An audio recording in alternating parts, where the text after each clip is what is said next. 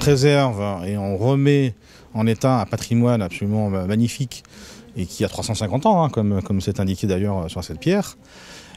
On permet à des jeunes qui sont en école de pouvoir faire un stage qualifiant parce qu'il est labellisé monument historique et il est très recherché.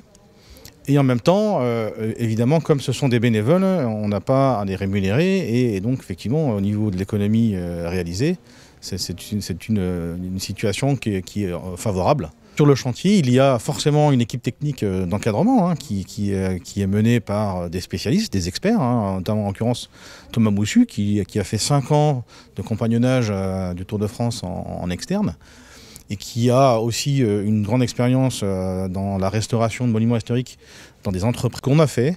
C'est un carnet de mécénat où on a priorisé finalement des sites de la citadelle particulièrement emblématiques ou pour lesquels on estime qu'il y aurait des travaux à faire, comme par exemple le clocher de la chapelle qui a été rasé en 1940 par les Allemands.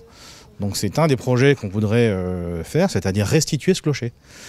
On voudrait aussi, par exemple, recréer les conditions de la grotte du gouverneur. Il y avait à l'époque des jardins derrière l'hôtel du gouverneur, le gouverneur de la citadelle, dont le premier d'entre eux était Vauban lui-même. Il y avait, on va dire, une partie privative qui englobait des jardins en terrasse, qui utilisaient le rempart comme terrasse et qui utilisaient le rempart pour pouvoir agrémenter une grotte artificielle. Et donc on aimerait en fait pouvoir à terme, mais ça on est dans des horizons de temps qu'on ne maîtrise pas, mais éventuellement pouvoir restituer cet objet particulièrement insolite dans un site militaire. Je m'intéresse beaucoup à la brique parce que c'est intéressant.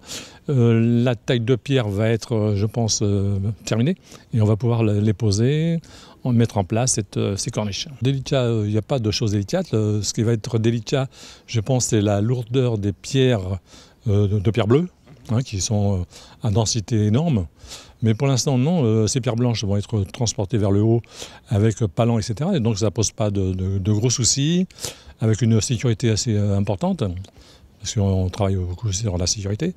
Non, la résultante, oui, va être intéressante à voir, vu qu'on va, ce côté-là, sur le côté droite, face à la poudrière, on va terminer ce côté-là.